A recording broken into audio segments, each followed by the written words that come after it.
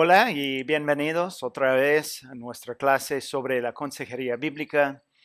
Am, en nuestro mundo frecuentemente se cree que los expertos son los únicos que pueden tratar un problema psicológico. Es decir, la persona que va a una facultad a estudiar psicología por muchos años o algo así, son los únicos que pueden hacer la consejería, ¿sí? Pero en la consejería bíblica creemos que Dios nos edifica para aconsejar a otras personas por medio de su palabra. Y creemos que no es para los expertos, pero sino para aquellos que están en la iglesia, los pastores, los miembros. Entonces, ahora lo que queremos hacer es responder a dos preguntas que vemos mucho en la consejería bíblica.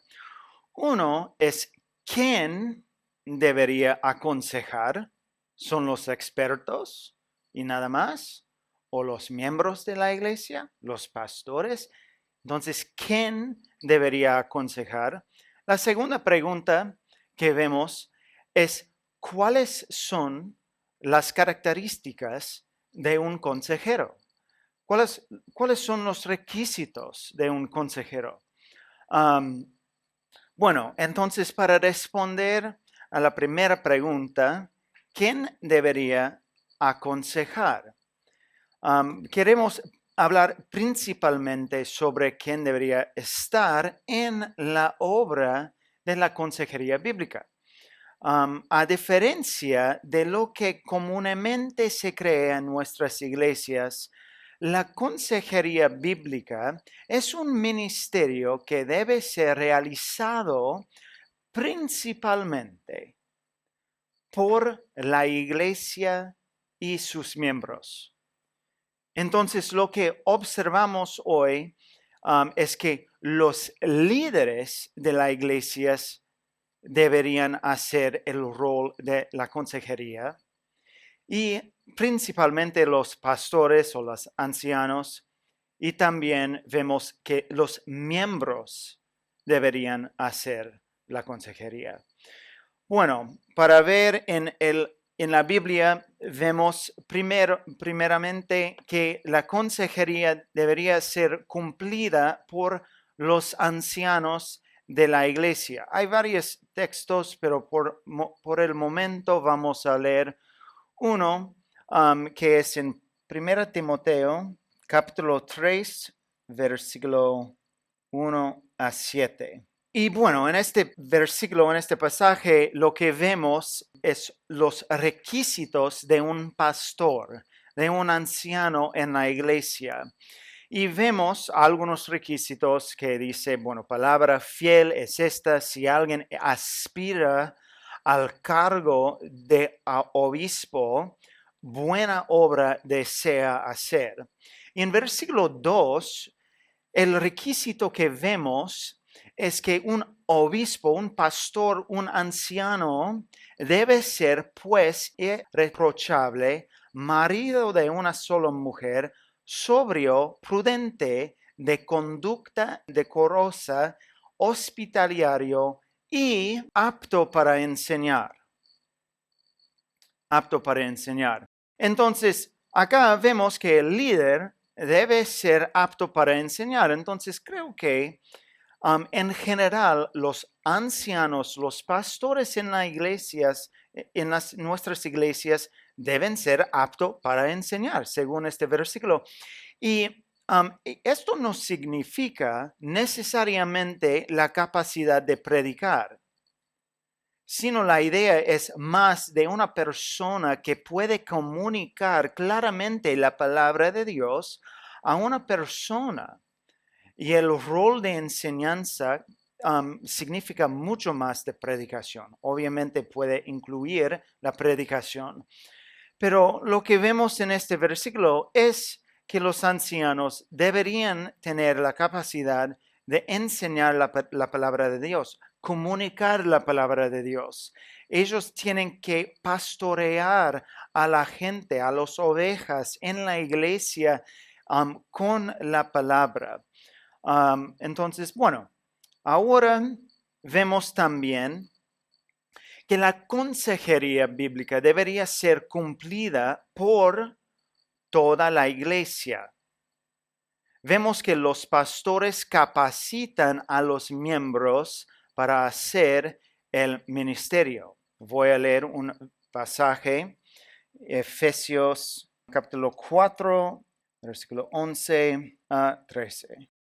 Y el pasaje dice, y él dio el ser apóstoles a otros profetas, a otros evangelistas, a otros pastores y maestros, a fin de capacitar a los santos para la obra del ministerio, para la edificación del cuerpo de Cristo. Entonces, en versículo 12 vemos esta frase, a fin de capacitar. Y en esta frase acá indica un propósito. Entonces, el propósito es para capacitar a los santos para la obra del ministerio. Estamos hablando sobre los miembros comunes de la iglesia. Los pastores en la iglesia tienen un rol importante y este rol es para ayudarnos, para capacitarnos, para edificarnos a hacer este ministerio. Bueno, y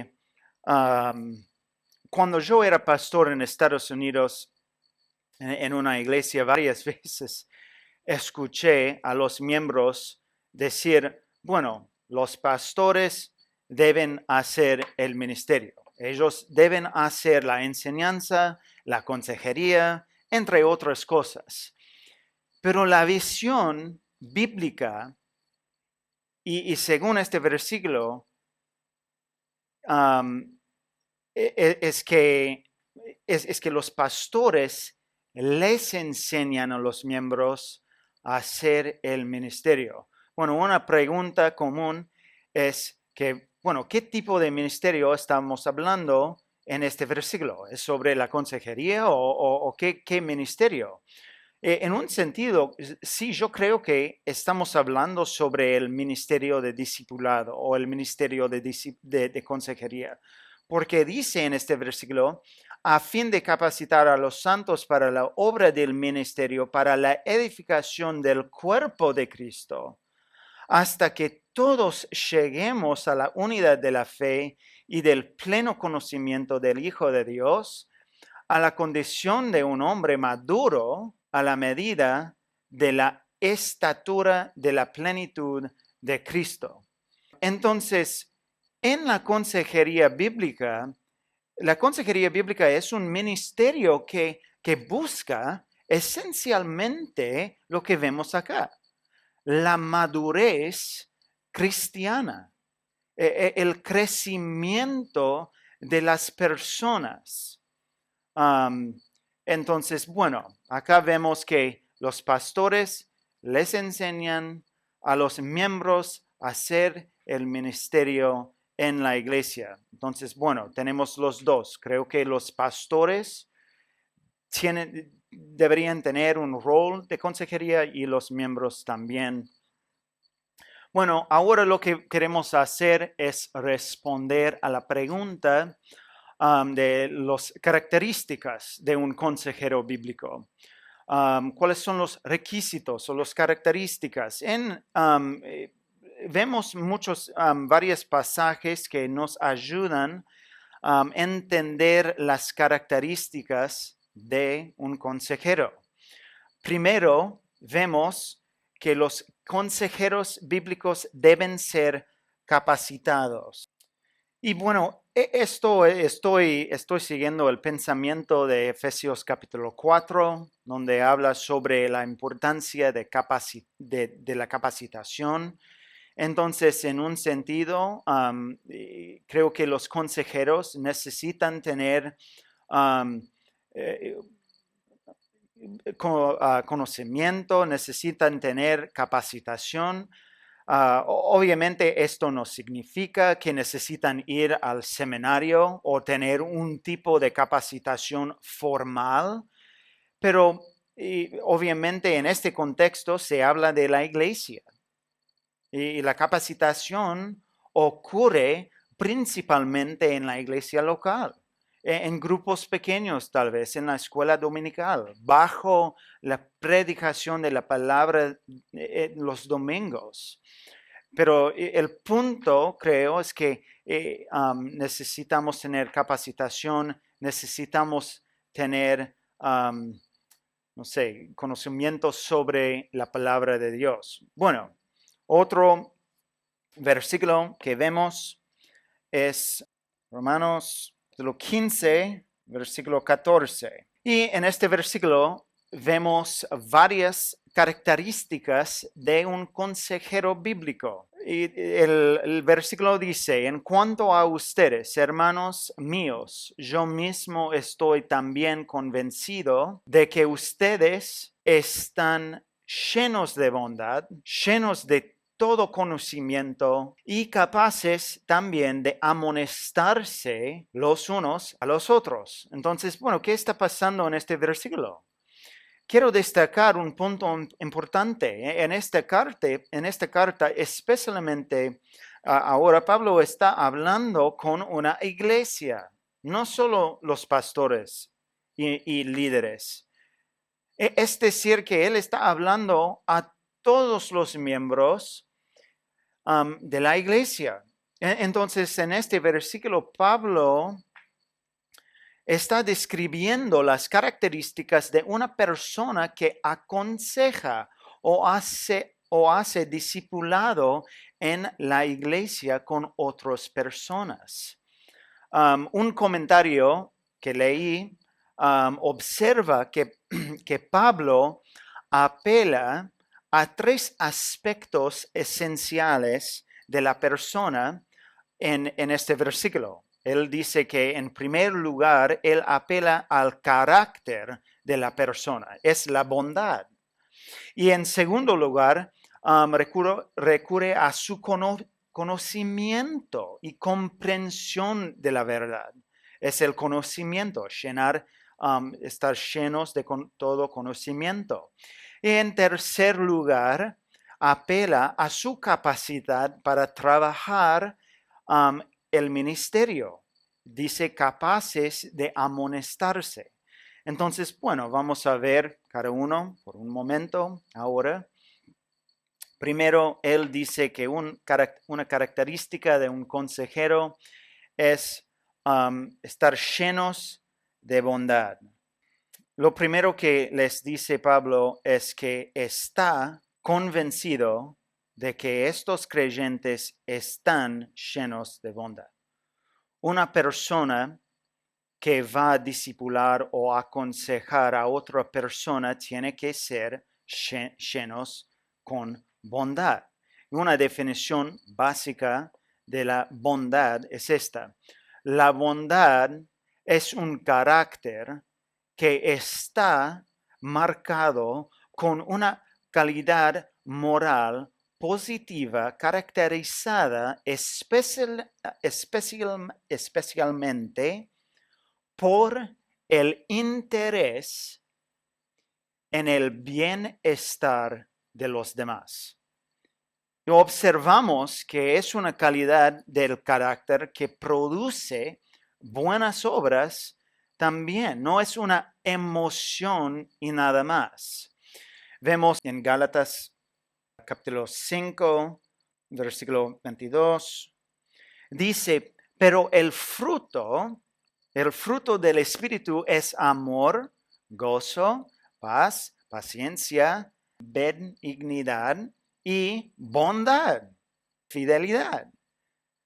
Entonces, el fruto de los creyentes es bondad. También vemos en 2 Timoteo que la palabra de Dios nos equipa para hacer buenas obras. Por ejemplo, en 2 Timoteo capítulo 3, versículo 16 a 17, ¿qué dice? dice, toda escritura es inspirada por Dios y útil para enseñar, para reprender, para corregir, para instruir en justicia, a fin de que, propósito, a fin de que significa propósito, el hombre de Dios sea perfecto, equipado para toda buena obra. Entonces, cuando hablamos sobre la importancia de bondad y hacer buenas obras en consejería, ¿de qué estamos hablando? Primero, creo que significa que servimos a nuestros aconsejados. Y la pregunta para nosotros es, ¿cómo podemos servir a aquellos que estamos aconsejando? Podemos obviamente orar por ellos. Podemos también preparar bien nuestro tiempo con ellos cuando estamos haciendo consejería. También podemos cumplir algunas necesidades que tal vez ellos tienen. Hay una lista de los unos a los otros en la Biblia y podemos cumplir estos unos a otros. Creo que también para hacer buenas obras o estar llenos de bondad significa que debemos amar a nuestros aconsejados. Juan capítulo 13, versículo 34 a 35. ¿Qué dice? Dice, un mandamiento nuevo les doy, que se amen los unos a los otros, que como yo los he amado, así también se amen los unos a los otros. En esto conocerán todos que son mis discípulos, y si se tienen amor los unos a los otros. Entonces nosotros, como consejeros, deberíamos tener amor. Debemos poder amar a nuestros aconsejados en cualquier situación que afronten o con lo que estén luchando. Una de las mejores formas de crear confianza con tus aconsejados es mostrándoles amor. En medio de su adicción a las drogas, de su lucha con la pornografía, de sus problemas matrimoniales y de cualquier situación que pueda avergonzarles, nosotros tenemos la oportunidad para amar, para mostrar un amor como Cristo. Y creo que eso significa estar llenos de bondad. También vemos que necesitamos estar llenos de conocimiento. Esto se refiere a la idea de que los creyentes romanos entiendan la doctrina sana. Y para ser efectivo en el discipulado cristiano con otros, se necesita tener un cierto entendimiento de la palabra de Dios. Por eso la consejería bíblica es bíblica. Si no entendemos nada de la Biblia y no estudiamos la palabra y no estamos llenos de conocimiento de la teología sana, bueno, tal vez podemos dar consejería, pero no es según la Biblia. ¿Me entienden este punto? Bueno, y en 2 Timoteo, capítulo 2, versículo 15, Pablo está hablando con Timoteo, una persona que él estaba discipulando. ¿Y qué dice? Él dice, procura con diligencia y presentarte a Dios aprobado como obrero que no tiene de avergonzarse y que maneja con precisión la palabra de verdad. Entonces creo yo que aquellos que están haciendo el ministerio en la iglesia deberían ser cuidados con la palabra. Es decir, que deberían manejar bien la palabra de Dios y estudiarla y entenderla y lo que dice. Es muy importante que sepan los consejeros cómo manejar la Biblia en la consejería. Creo que por eso cuando están estudiando tal vez la consejería en el seminario, es importante que sepan o hagan como una materia sobre la hermenéutica o la teología, porque estas clases o materias nos informan como consejeros a saber más sobre la consejería. Nuestro fundamento de consejería bíblica no es la psicología, pero es la Biblia. Es la hermenéutica, es la teología sistemática, es la teología bíblica. Entonces, todo eso nos ayuda a hacer el ministerio de consejería. Bueno, ¿qué más? También en primero Timoteo, capítulo 4, versículo 16, y Pablo sigue hablando con Timoteo y él dice, ten cuidado de ti mismo. Él está hablando sobre la carácter de Timoteo y también y de la enseñanza.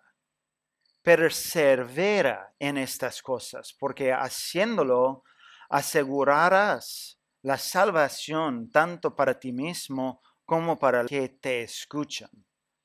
Entonces, Pablo está diciendo a Timoteo, bueno, ten cuidado de ti mismo, de tu carácter, pero también de la enseñanza, la doctrina, tu conocimiento de la palabra, porque estas cosas van a ayudarte en el ministerio, van a ayudarte cómo ministrar la palabra de Dios a aquellos que están ayudando. Bueno, ¿cómo podemos hacerlo? ¿Cómo podemos estar llenos del conocimiento de la palabra? Hay varias cosas. Obviamente, puedes hacer o tomar clases y del seminario que ustedes están haciendo ahora. Otras cosas que pueden hacer es leer una teología sistemática. Hay varias en español, en español que pueden ayudarnos, como Grudem o MacArthur. También preparar bien, mencioné eso ya, preparar bien las sesiones. Si vas a aconsejar a alguien antes de este tiempo juntos, hay que preparar bien. Y yo sé que para mí, cuando estoy haciendo consejería con otras personas, cuando estoy preparándome bien con la palabra, afecta mucho cómo anda la consejería. Dije también, comprende bien los principios de la hermenéutica, es decir, cómo estudiar la Biblia. Otra cosa es obviamente tener una intimidad con Dios. No negar la importancia de los devocionales que nosotros podemos tener como cristianos. Es como leer la Biblia, orar a Dios. También entender bien a tus aconsejados. Eso es importante. Entender bien a tus aconsejados. Si conoces bien a tus aconsejados, puedes hacer una mejor aplicación con la Biblia. También hacer bien las disciplinas espirituales. Entonces, tal vez deberías memorizar algunos versículos que te ayudan a hacer la consejería. Tener un plan de lectura personal. Y otra cosa, obviamente, ir a la iglesia. Es la cosa tal vez más importante, ir a la iglesia. Si sos pastor, tal vez no tenés otra opción, pero si sos miembro, obviamente es una cosa muy importante. Ir a la iglesia donde se puede aprender en comunidad, en abajo la predicación de la palabra de Dios. Eso es re importante. Y entiendo, la verdad entiendo que a veces en Latinoamérica hay muchos lugares donde no hay iglesias sanas. Um, y la verdad es una circunstancia, es algo muy difícil. Yo a veces estoy aconsejando personas que no tienen iglesias sanas. Um, Obviamente no es ideal, pero no hay opciones. Um, entonces, mi sugerencia sería como, obviamente, escuchar buenos pastores online tal vez. No es un sustituto para ir a la iglesia, pero si no hay, tal vez este sería bueno. O charlar con algunos amigos que son creyentes por Zoom o otras plataformas. Bueno, otro requisito o característica que vemos en Romanos capítulo 15, versículo 14 es, Pablo dice, capaces de amonestarse los unos a los otros. Los miembros de la iglesia deben ser capaces de aconsejar a los demás de forma no ética. Un argumento para demostrar la importancia, es otro argumento para demostrar la importancia de los miembros hacer la consejería, es el uso de esta palabra que vemos mucho en el Nuevo Testamento. Vemos la palabra noética o en español amonestarse. Y la palabra en el griego es noética. Por ejemplo, vemos esta palabra varias veces como en los epístolas como de Pablo. Él llama a toda la iglesia para cumplir este ministerio de consejería o amonestarse. Por ejemplo, en Colosenses capítulo 1, versículo 28 y también Colosenses 3, 16. ¿Qué dice Pablo acá? Él está hablando con los creyentes, a los creyentes, y él dice, a él nosotros proclamamos, amonestando a todos los hombres y enseñando a todos los hombres con toda sabiduría, a fin significa propósito, de presentar a todo hombre perfecto en Cristo. Y entonces, creo yo que en este versículo tenemos dos cosas: la importancia de consejería o amonestarse y la enseñanza. Entonces hay tal vez algo más, algo como la enseñanza de la palabra más público como enseñanza y más personal, amonestarse. Y el fin de todo es para presentar a todo hombre perfecto en Cristo. Y hemos hablado sobre cómo el punto de la consejería bíblica es la santificación progresiva. Y acá vemos esto, a presentar todo hombre perfecto en Cristo. Este significa santificación progresiva. Bueno, no es el punto, pero estaba pensando en eso. Bueno, Colosenses capítulo 3, versículo 16 también dice que la palabra de Cristo habite en abundancia en ustedes. Este se refiere al conocimiento de la palabra otra vez, ¿sí? Con toda sabiduría, enseñándose y amonestándose. Es la palabra noética. Amonestándose unos a otros con salmos, himnos, canciones espirituales, cantado a Dios con acción de gracias en sus corazones. Y otro versículo que vemos es 1 Tesalonicenses capítulo y capítulo 5, versículo 14, Pablo otra vez está hablando con la iglesia, los miembros, y ¿qué dice? Les exhortamos, hermanos, a que amonesten a los indisciplinados, animen a los desalentados, sostengan a los débiles y sean pacientes con todos. Entonces, otra vez vemos el uso de esta palabra importante, amonestarse. Entonces, acá vemos como Pablo animó a los miembros a recibir la consejería de los líderes. Um, bueno, entonces, ¿qué significa esta palabra amonestar? O a veces vemos en el Nuevo Testamento en español advertir. Um, la idea de esta palabra es la enseñanza de la palabra en una forma, no sé, más interpersonal para corregir algo que está mal o fuera de lugar en la vida de un creyente.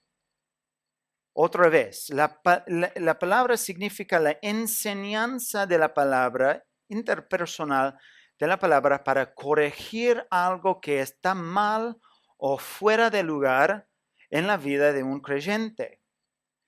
Se trata de algo más que un mero depósito de información, sino de una instrucción de la palabra hacia la madurez cristiana. J. Adams, como el fundador del movimiento de consejería bíblica, él dice eso sobre esta palabra. Él dice, la palabra nutesis, o amonestarse en español, se centra tanto en el confrontar como en el confrontado. La nutesis presupone la necesidad de un cambio en la persona confrontada, que puede o no oponer cierta resistencia. La confrontación nutética, por lo tanto, sugiere necesariamente, en primer lugar, que hay algo malo en la persona que va a ser confrontada nutéticamente. La idea de que hay algo malo, algún pecado, tal vez alguna obscuridad, algún problema, alguna dificultad, alguna necesidad que debe ser reconocida y tratada es central. Bueno, todo esto que acabo de describir es la responsabilidad tanto de los miembros como de los líderes en la iglesia. Entonces, según este versículo de Romanos capítulo 15, versículo 14, vemos la importancia de estar llenos de bondad, estar llenos de conocimiento o la palabra, sana doctrina, y también capaces de amonestarse a los unos a los otros. Bueno, otro versículo que vemos en la Biblia, en el Nuevo Testamento con Pablo, sobre las características de los consejeros, vemos en Gálatas capítulo 6, versículo 1 a 2. Y dice acá que los consejeros bíblicos deberían ser espirituales y mirarse a sí mismos. Bueno, Gálatas capítulo 6, versículo 1 a 2, que dice, hermanos, aun si alguien es sorprendido en alguna falta, ustedes que son espirituales, restáurenlo en un espíritu de mansedumbre, mirándote a ti mismo, no sea que tú también seas tentado. Lleven los unos las cargas de los otros y cumplan la ley de Cristo. Entonces acá vemos algunas características. de los consejeros. Primero vemos que son espirituales. Dice, hermanos, aun si alguien es sorprendido en alguna falta, ustedes que son espirituales, restáurenlo. Entonces, ¿qué significa eso? Son espirituales, ser espiritual. Ser espiritual significa que básicamente son salvos, ¿sí? Que son personas que dependen en el Espíritu Santo y que son personas que persiguen a la piedad. Entonces, el primer requisito y tal vez el requisito más importante en la consejería bíblica es que son espirituales, que son salvos, que son cristianos. A veces hablo con personas que están buscando consejería en otras personas. A veces me dicen, sí, tengo un consejero ahora y él no es cristiano, pero él está ayudándome con depresión o angustia o ansiedad. Estoy pensando, ¿cómo puede ser que una persona que no es espiritual, que no tiene el espíritu, que no es creyente, puede ayudar con problemas espirituales, con problemas tan profundos? Entonces, acá dice que el primer requisito, uno de los más importantes, es que son espirituales. Otra cosa que vemos dice, mirarse a sí mismo. Y este significa o conlleva la idea de que sobre todo tu prioridad está en tu piedad y crecimiento espiritual. Y puedo decir desde la experiencia que a veces la consejería es un ministerio donde escuchamos a muchos problemas y constantemente te das a ti mismo, pero no cuidas bien a tu vida espiritual. Y creo que acá Pablo está diciendo algo importante, que nosotros como consejeros debemos cuidarnos espiritualmente. La advertencia acá es cuídate a ti mismo. Una ilustración, este punto me recuerda una historia de cuando era pastor en los Estados Unidos. Yo era un nuevo pastor y después de 3 años de estar en esta iglesia, bueno, y se descubrió que el pastor principal en nuestra iglesia tenía una relación inmoral con otra mujer. Pero lo que fue interesante, que descubrimos que la otra mujer era una mujer que el pastor hacía consejería.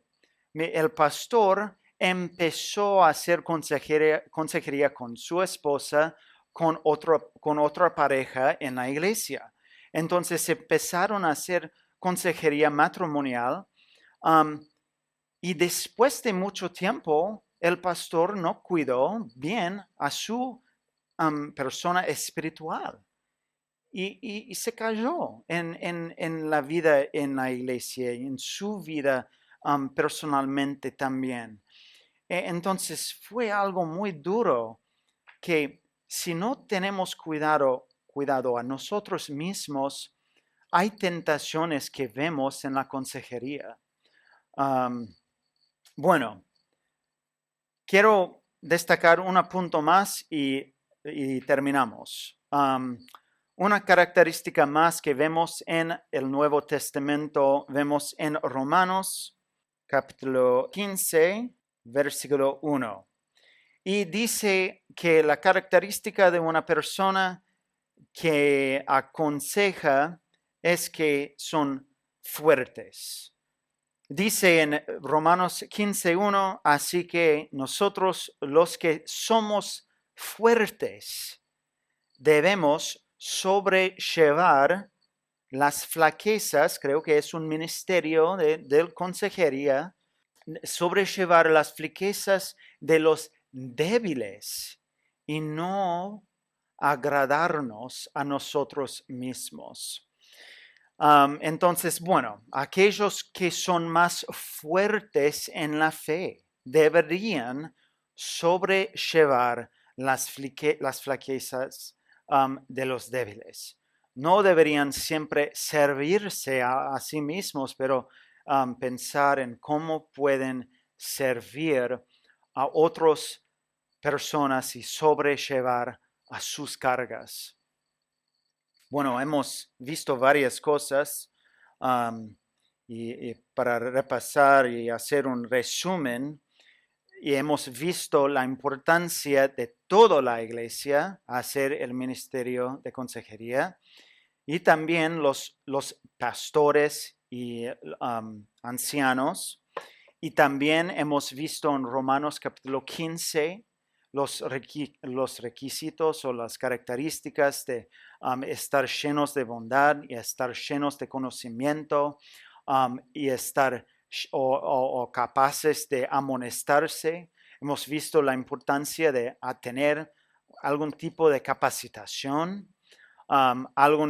Hemos visto también en Gálatas capítulo 6 que son espirituales y mirarse a sí mismos y finalmente vemos como aquellos que son fuertes.